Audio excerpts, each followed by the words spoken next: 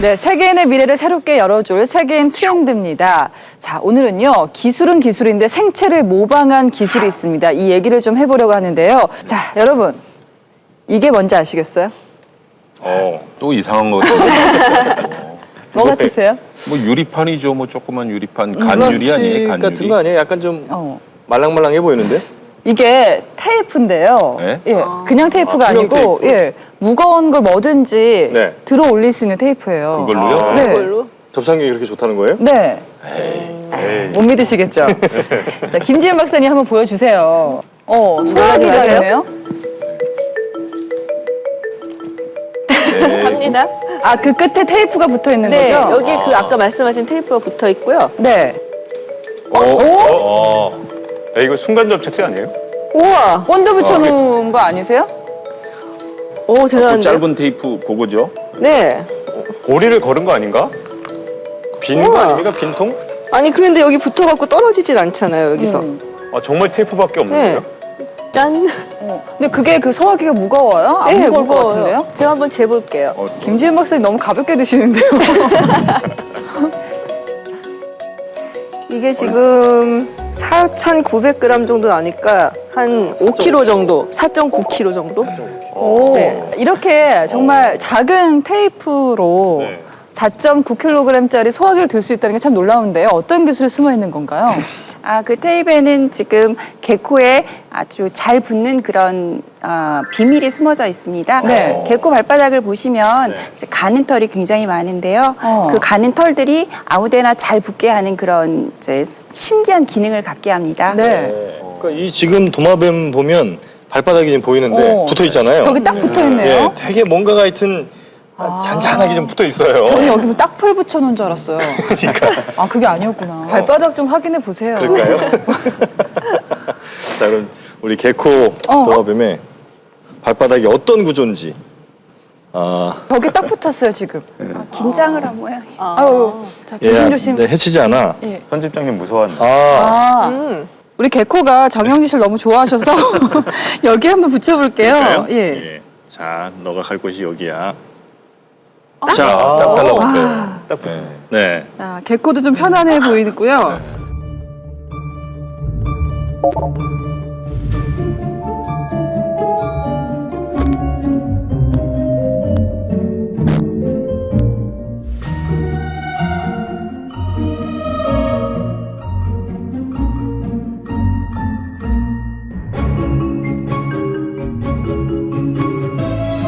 이구아나가 있는데 이구아나는 조금 달라요. 네. 이구아나는 보시면은 이 발톱이 있어서 네. 예, 이구아나 발바닥을 보시면은 이게 손톱으로 이렇게 고정을 해요. 네. 근데 개코는 이제 발바닥을 붙여서 네. 움직이는데 손톱으로 제 손가락을 잡고 움직입니다. 아, 그러니까 완전히 이구아나는 다르죠? 발톱으로 움직이고 네. 개코는 발바닥에 있는 털로 딱 붙어 있는 거죠?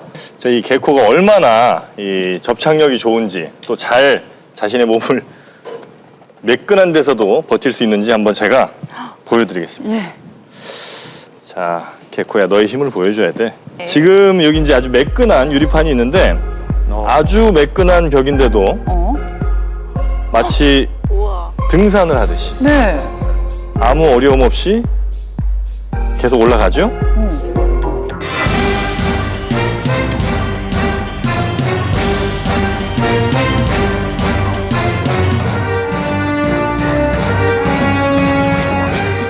저렇게 이제 개코 털을 모사해서 만든 테이프의 장점은 강한 접착력도 있지만 떼고 났을 때 전혀 흔적이 남지 않는다는 게 가장 큰 장점이에요. 네. 아, 끈끈한 본드 같은 게 전혀 네, 남지 전혀 않는다. 없고 그냥 구조만으로 예. 절대 흔적이 남지 않고 아까 제가 손에 개코를 붙여봤는데 붙어있을 때는 끈끈할 것 같았거든요. 떼고 나니까 아무 흔적도 없고 네, 손도 네. 더러워지지 않았어요. 근데 유리창도 마찬가지고요, 네, 지금. 네, 네. 네, 이렇게 자연이 가진 다양한 기능을 분석하고 모방해가지고 실생활에 적용하고자 하는 기술이 생체 모방 기술입니다. 네. 이 생체 모방이라는 용어는 1969년에 미국 과학자인 오토 슈미츠가 처음 사용한 용어인데요. 사실은 그 용어가 나오기 전부터 생체 모방 기술은 발전되어 왔습니다. 네. 사실 생체 모방 기술을 활용해서 상업화에 가장 큰 성공을 이룬 최초의 성공 사례가 이 일명 찍찍이라고 부르는 이 벨크로입니다. 네. 1948년에 스위스에 있는 메스트랄이라는 아마추어 공학자였는데 그 사람이 이제 자기 애완견을 데리고 산책을 나갔다가 왔는데 이렇게 독고마리 씨앗이라고 엉겅퀴라고도 하는 그게 이제 막 붙어 있었던 거예요. 자기 바지에도 붙어 있고 뭐 애완견의 털에도 붙어 있고 해서 그거를 보고 착안을 해서 이 벨크로를 만들었다고 합니다. 벨크로는 50년대 우주 탐사 시대에 무중력 상태의 우주선에서 물건을 고정시키는데 아주 유용하게 쓰였습니다. 한번 보시면 저게 노트가 둥둥 떠다니는데 네, 어떻게 해요, 저거? 벨크로에다 딱 붙여놓죠. 예. 당시 아폴로 우주선의 우주복에도 이 벨크로가 장착돼 있었습니다. 네. 박훈철 교수님, 근데 곤충에서도 아이디어를 얻을 수 있다고요? 네, 그렇습니다. 지구상에 살고 있는 동물 중에 한 80% 이상이 곤충인데요. 집에서도 흔히 볼 수 있는 파리, 바퀴벌레, 뭐 이런 이름만 들어도 눈살이 찌푸려지는 이런 곤충들이 이 생체 모방 기술의 가능성을 여는 아주 중요한 소재가 되고 있습니다. 예. 너 왜 그러니? 왜 그래? 깜짝 놀라셨어요. 잡아요, 잡아. 도마뱀보다 더 무서워요. 바퀴벌레 잡으셨어요. 바퀴벌레 잡았습니다. 네. 이게 뒤집어서 보니까요, 모터에 6개의 발이 달려 있고요. 이 발도 다 따로따로 놀아요. 네. 그리고 막 진동이 있는 게 정말 바퀴벌레 느낌 나요. 이건 큰 바퀴벌레. 무섭죠? 네. 바퀴벌레 정말 싫어요. 그리고 이제 굉장히 가벼워요. 그래서 뭐 떨어뜨려도 깨질 것 같지 않아요. 예, 괜찮죠? 이 로봇은 뭐 무슨 특징이 있는 로봇이에요? 이 로봇은 대시 로봇이라고 하는 건데요. 네. 캘리포니아 주립대 중에서 이제 버클리 캠퍼스에 있는 연구팀에서 만든 겁니다. 바퀴벌레 같은 경우는 이 다리들이 그 균형을 잘 잡아줘가지고 울퉁불퉁한 데라든지 좁은 통로 중에서 이제 오르락 내리막길이 있는 그런 통로에서도 뒤집어지지 않고 잘 너무 잘 도망가요. 이동할 수 있는 그런 짜증나 죽겠어요. 장점이 있습니다. 이게 기록된 바에 의하면은 바퀴벌레가 1초에 한 1.5m를 달릴 수 있는데요. 1초에. 이 대시 로봇도 기록에 의하면 1초에 1.5m를 갈 수 있는 걸로 되어 있습니다. 예, 그래서 우리 재난 지역과 같이 사람들이 직접 가서 조사할 수 없는 그런 지역에서 인명 구조를 하고 또 탐사를 할 수 있는 그런 로봇으로 활용될 수 있습니다. 서울대학교에서도 생체 모방 로봇에 대해 활발하게 연구 중인데요. 네. 벼룩은 자기 몸보다 50배 높이까지 뛸 수가 있거든요. 그래서 서울대에서 형상기업 합금을 이용해서 자기 몸보다 30배 이상 높이 뛸 수 있는 그런 벼룩 로봇을 만들었습니다. 벼룩, 네. 바퀴벌레 벼룩.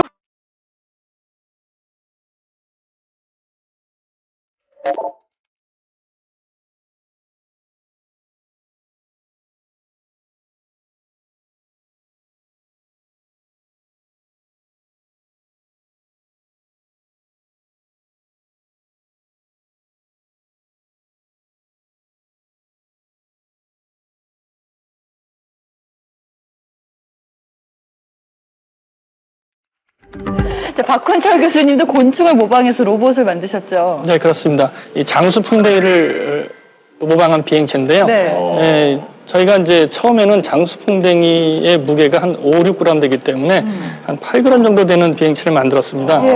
너무 작아서 이렇게 작은 또 배터리를 써야 되는데요.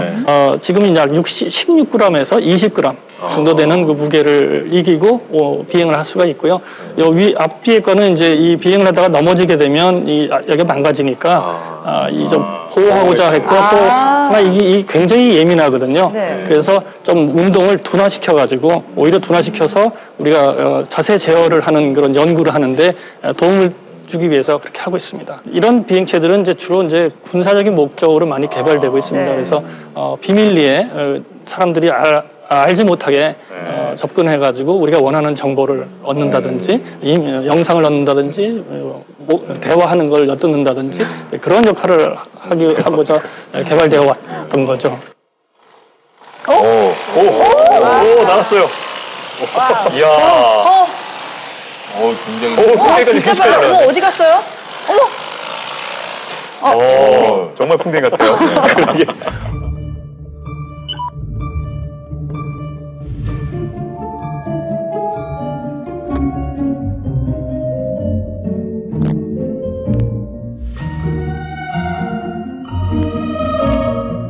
그 장수풍뎅이 로봇을 따라 만드신 이유가 혹시 좀 있을까요? 예.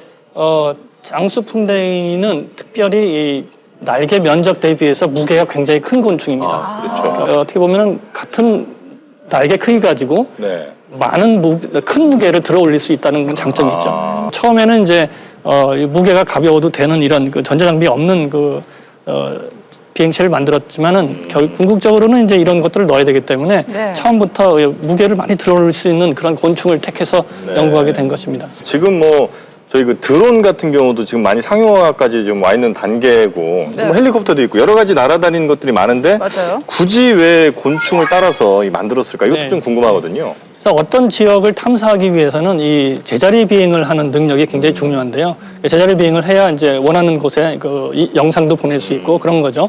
같은 제자리 비행을 하면서 네. 더 큰 힘을 발생할 수 있으니까 곤충을 연구를 하면은 그런 그 작은 크기가 작으면서도 네. 힘을 크게 발생할 수 있는 그런 비행체를 만들 수 있다는 거죠. 그래서 파리 같은 경우는 심지어는 한쪽 날개를 날개짓을 안 할 수도 있습니다.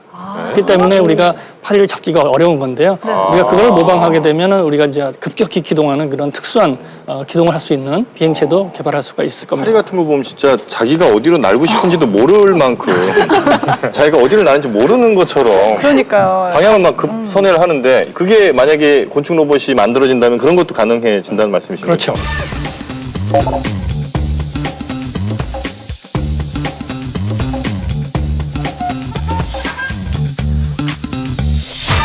자, 요즘에는 동물을 이용한 로봇들도 속속 등장하고 있죠. 예, 그렇습니다. 네. 우리가 동물들 중에 이제 다리를 4개 가진 동물들이 많이 있죠. 그래서 이 사족 보행을 연구하는 분들이 많은데요. 그분들에게 아주 흥미로운 동물이 바로 치타입니다. 치타. 치타는 지구상에서 가장 빨리 달리면서도 가장 안정적으로 달리는 것으로 알려져 있습니다.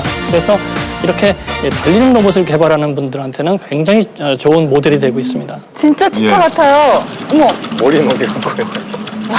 머리만 있어서 장애물이 정도 있을 나왔을 때 거예요. 보면 장애물을 뛰어넘죠. 네, 그래서 이 레이저 센서를 이용해서 장애물에 하고 자기와의 거리를 측정하고요. 그다음 높이도 측정해서 자동적으로 자기가 뛰어넘을 수 있는 그런 기술을 갖춘 그런 로봇입니다.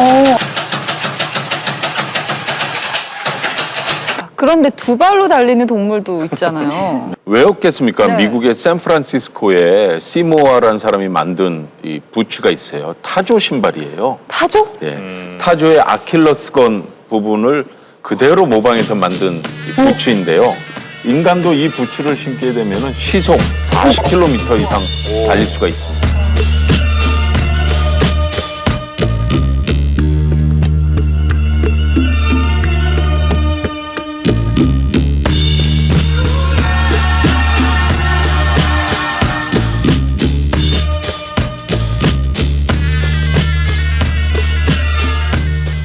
우린 쉽게 얘기하지만 연구하신 입장에서는 부담감도 있으실 것 같아요. 예, 그래서 무작정 자연과 생체를 모방한다고 다 되는 건 아니고요. 네. 우리가 이 생체를 모방하기 위해서는 이 생체의 운동을 면밀히 관찰을 하고 이 운동들을 데이터베이스화 해야 되고요. 또 그런 데이터들을 재현할 수 있는 기술이 또 필요하게 됩니다. 그리고 또 실패하는 경우에 이 기회 비용이 너무 크기 때문에 네. 그런 문제도 또 있게 됩니다. 하지만 이제 우리 과거의 과학기술의 발전사를 보게 되면 수많은 실패와 시행착오를 거치면서 발전되어 왔거든요. 네. 이제 막 태동하고 있는 생체 모방 기술도 그 중에 하나라고 생각이 듭니다. 사실 극작가이기도 하고 체코의 이제 초대 대통령이기도 했던 바츠라프 하벨 전 대통령이 이런 말을 했어요. 그러니까 우리가 자연 안에서 우리의 진정한 기준을 찾아야 된다. 그러나 인간의 그 어떤 능력으로도 뛰어넘을 수 없는 그 무엇인가가 자연 안에 있다는 것을 겸허하게 받아들이고 네. 그만큼 자연을 존중을 해야 된다는 얘기를 했는데 또 가만히 되짚어 생각해 보면 인간이 항상 자연에 도전을 하고 정복을 하는 것에 방점을 두고 우리가 역사를 써왔거든요. 네. 그래서 그런 것에 경종을 울리기도 하고 참 울림이 있는 말이다 싶어요. 그래서 네. 지구상에 생물이 존재하는 한 이렇게 생체 모방 기술은 계속해서 발전하지 않을까 생각합니다. 네. 인간이 기술을 개발하면서 문명을 발전시키지만 결국 그 아이디어를 자연에서 얻는다는 게 참 재밌었고요. 말씀하신 대로 좀 겸손해지는 그런 마음도 듭니다. 세계인 트렌드 다음 주에도 기대해 주세요.